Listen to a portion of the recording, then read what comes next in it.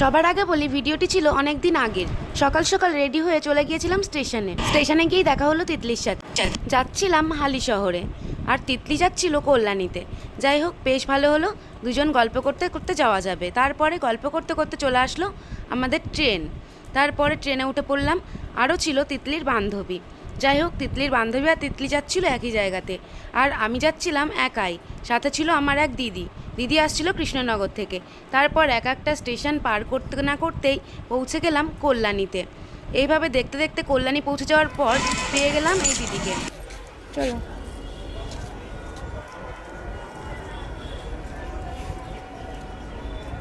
কি হলো আমাকে এইভাবে ভিডিও করার কারণ? তারপরে আমরা টোটোতে উঠে পড়েছিলাম, আর ওই টোটোতে আরও দুজন ছিল, সব একই জায়গাতেই, কিন্তু আমরা যাচ্ছিলাম। হ্যাঁ, আমরা যাচ্ছিলাম হালিশহরের এসকে স্টুডিওতে, যেখানে ছিল আজকের ফটোশ্যুট। হ্যাঁ, এতদিন আমি মেকআপ আর্টিস্ট হিসেবে কাজ করেছি, কিন্তু আজকে ছিল আমার মডেল হিসেবে কাজ। তারপরে স্টুডিওর সামনে পৌঁছে গিয়ে দেখলাম এক মুদিখানার দোকান, আর আমরা সবাই মিলে হালকা কিছু খাবার নিয়ে নিচ্ছিলাম ওই দোকানে। এই এক মডেলের সাথে পরিচয়, খুব তাড়াতাড়ি এর সাথেও কাজ হবে। এবার আমরা আস্তে আস্তে চলে যাচ্ছিলাম স্টুডিওতে। যাই হোক, এই সিঁড়িটা দিয়ে আমাদেরকে উঠতে হবে, তাই দিদির ব্যাগ ছিল, দিদির ব্যাগ নিয়ে দিদি আর আমি কিন্তু আস্তে আস্তে উপর দিকে উঠে যাচ্ছিলাম, কারণ স্টুডিওটা ছিল একদম উপরে। তারপরে পৌঁছে গেলাম একদম স্টুডিওর মধ্যে। এই প্রথমবার আমি এই স্টুডিওতে গেলাম, তাও আবার মডেল হিসেবে কাজ করতে। আগে কখনোই যাইনি এই স্টুডিওতে, ফার্স্ট টাইম আমি গেলাম হালিশহরের এসকে স্টুডিওতে। তারপরে ঝটপট রেডি হয়ে বসে পড়লাম সাজার জন্য। দিদি এদিকে আমার হেয়ার টেয়ার আঁচড়ে কিন্তু বসিয়ে দিয়েছে, এবার হেয়ার ক্রিম্পিং শুরু করেছে, দেখতেই পাচ্ছ। আর আগেই বলেছি যে আজকে আমি মেকআপ আর্টিস্ট না, মডেল হিসেবে কাজ করতে এসেছি, তো দেখতেই পাচ্ছ সেই কারণে আমার হেয়ারগুলো নিয়েই কিন্তু দিদি ক্রিম্পিং করা শুরু করেছিল, যেহেতু মডেল হিসেবে আমিই ছিলাম। তারপরে দিদি এদিকে গল্প করতে করতে কিন্তু হেয়ার ক্রিম্পিং করছিল, আর আমিও বেশ গল্প করছিলাম আর বসেছিলাম, গল্প শুনছিলাম। তারপরে আমি কিন্তু ফেসটা ক্লিন করে নিলাম, দেখতেই পাচ্ছ। তারপরে দিদি কিন্তু মেকআপ স্টার্ট করে দিয়েছিল।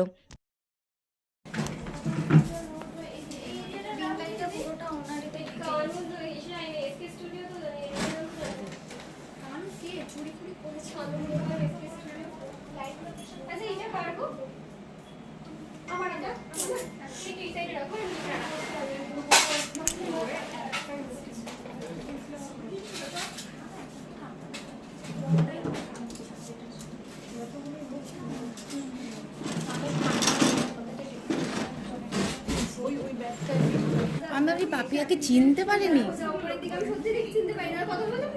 হ্যাঁ, আমিও তো তাই ভাবছি।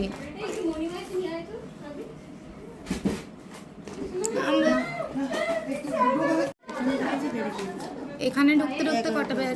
না, 11টা বাজেনি, 10টা 40 মনে হয় এরকম।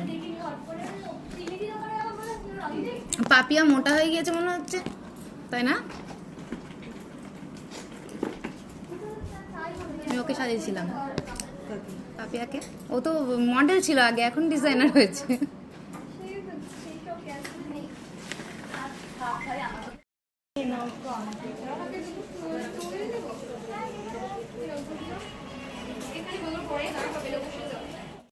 তারপরে এদিকে মেকআপ প্রায় কমপ্লিট হয়ে গেছিলো, আর আমরা লাঞ্চ করতে বসে পড়েছিলাম সবাই মিলে। আর আমাদের লাঞ্চে ছিল ভেজ ফ্রাইড রাইস আর চিলি চিকেন।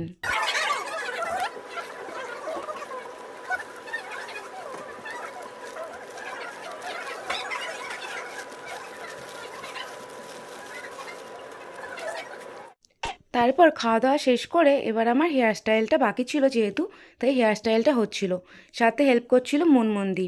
তারপরে এদিকে প্রিয়ম ভাই কিন্তু আমার জুয়েলারিগুলো পরিয়ে দিচ্ছিল, শাড়িটা পরিয়ে দিয়েছিল।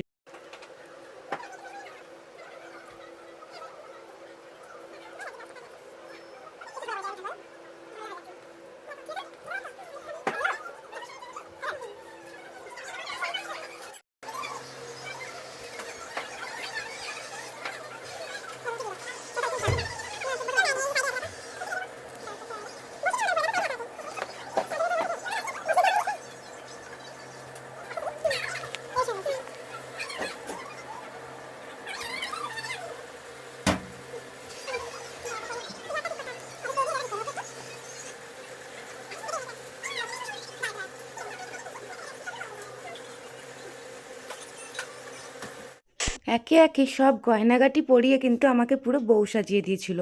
তারপরে চলে এসেছিলাম ফটোশ্যুটের জায়গায়।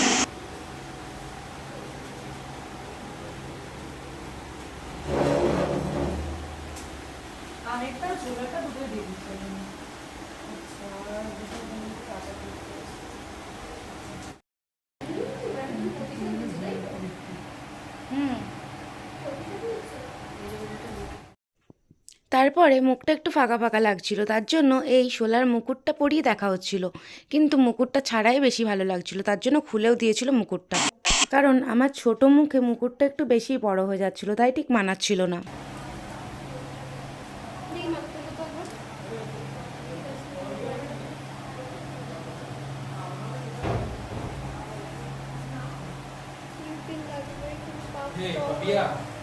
বাকিদের রেডি হতে বলে বাকি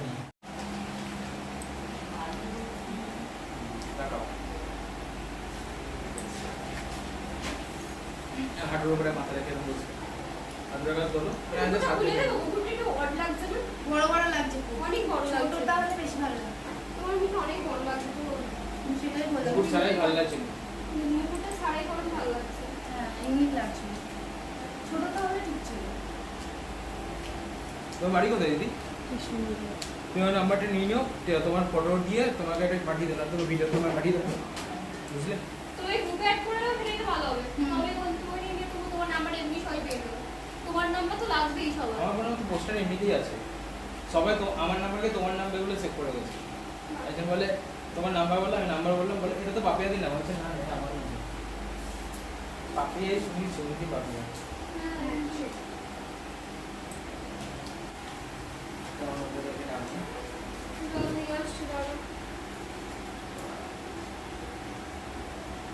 আচ্ছা, তোমার এখন ফটো হচ্ছে তো শুধু? ভিডিও হয়ে গেছে, শুধু ভিডিও হচ্ছে, ফটো হয়ে গেছে। ফটো হয়ে গেছে, আচ্ছা। নেক্সট মডেলকে ভিডিও গলায় এটা চাপ দাও। সেটা দেখি সেটা। 3 2 1 রয়েছে।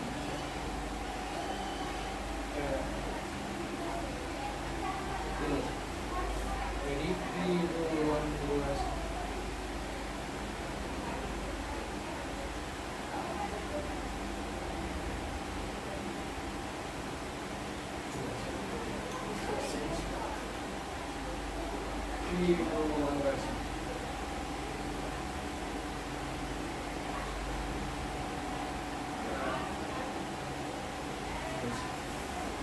জুলের বক্সটা তুলে নেবে, বলে বলবো বলবো ওটাই পোজ, ওটাই পোজ হবে, মানে ওটা তোরাটাই অ্যাকশন।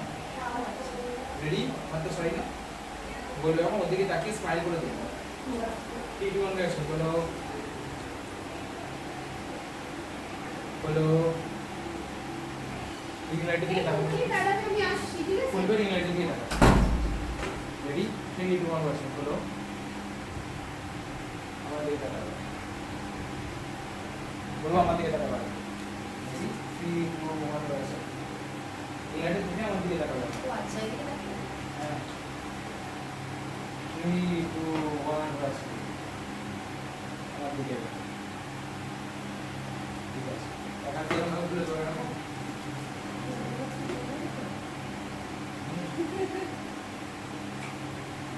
জোয়ালা মাটিতে বাকি আছে, ঠিক আছে। আসলে মেকআপ আর্টিস্ট হয়ে যখন মডেলের মতো পোজ দিতে হয়, তখন অবস্থা ঠিক আমার মতোই এরকমই হয়।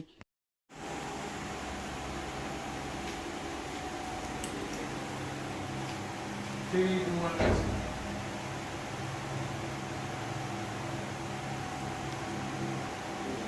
দূরে এখান থেকে প্রশ্ন কিছু বলতো। হ্যাঁ হ্যাঁ 3 2 1 অ্যাকশন।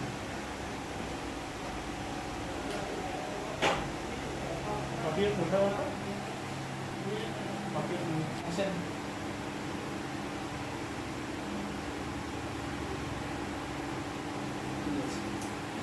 অ্যাকশন।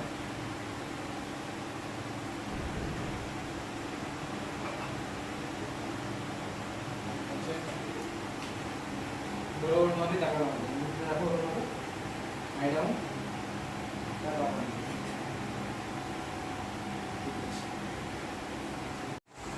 পোজ দাও, পোজ ছাড়া ভিডিও নিয়ে লাভ নেই। তোমার সিগুন নিয়ে কেটে ছবি তোলা ছিল না ওই লাইটে নিভে গেছে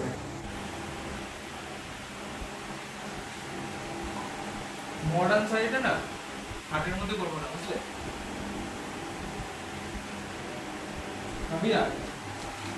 চলো লাইটের দিকে যাবো কি বিরক্ত লাগে, ভালো লাগছে না। কেন মেকআপ আর্টিস্ট এখন বলে টাকাটা আটকে গেছে। আবার ঠিক আছে তোমার ছবি আর ভিডিও আটকে এদিকে আমার ফটোশ্যুট ভিডিও শ্যুট হয়ে যাওয়ার পরে এদিকে আমি আমার ডিজাইনার আর ফটোগ্রাফার দাদা আর আমার মেকআপ আর্টিস্ট দিদির সাথে কিছু সেলফি তুলে নিয়েছিলাম। তারপর শ্যুট শেষ করে কিন্তু এবার গয়নাগাটি খোলার পালা। তাই ববিদি কিন্তু এদিকে আমার গয়নাগাটি সাজ পোশাক সব খুলে দিচ্ছিল, কারণ এবার বাড়ি ফিরতে হবে। না না না আর কিছু বলার নেই। শুভম এই বন্ধুরা এই দেখ না আরে এটা পরিয়ে দে। রিল্যাক্স একটা এক্সট্রা আছে ওই পড়বে না দেখা নিয়ে আসো তুমি না বলছি তুমি এসিতে বসে যে কাকুটা ভীষণই ভালো, মানে এত সুন্দর গাইড করেছে, মানে বলার কথা নয়। তো তোমরাও এসকে স্টুডিওতে চলে আসবে সবাই। টাটা, আসি। হ্যাঁ ঝটপট রেডি হয়ে আমরা ওখান থেকে বেরোচ্ছিলাম। তারপরে দেখা হলো স্টুডিও ওনারের সাথে, আর স্টুডিও ওনার কিন্তু টোটো দাঁড় করিয়ে রেখেছিল। তারপর আমরা টোটোতে উঠে চলে আসলাম স্টেশনে। স্টেশনে আসার একটুখানি পরে কিন্তু আমাদের ট্রেন ঢুকে গেছিলো।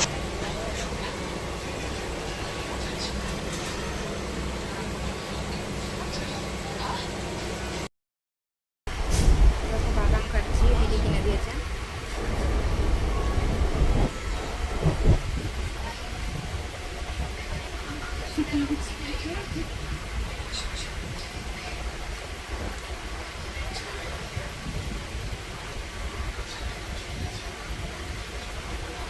তো আজকে আমার এই মেকআপ আর্টিস্ট দিদির আবদার মেটাতে পেরে আমি আজকে ভীষণ খুশি।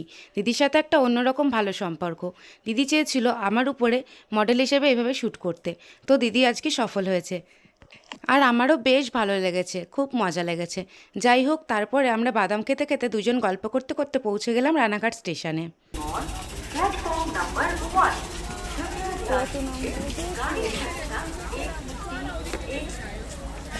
ছয় নাম্বার, এক নাম্বারে प्लॅटफॉर्म क्रमांक 1 पर आ रही है। अनुग्रह করে শুনবেন গাড়ি সংখ্যা 1310। তারপর আমরা ওয়েট করছিলাম, দিদি যাবে কৃষ্ণনগর লোকালে আর আমি যাব গেদে লোকালে। তো দুজনেই কিন্তু আলাদা আলাদা দিকে চলে যাব।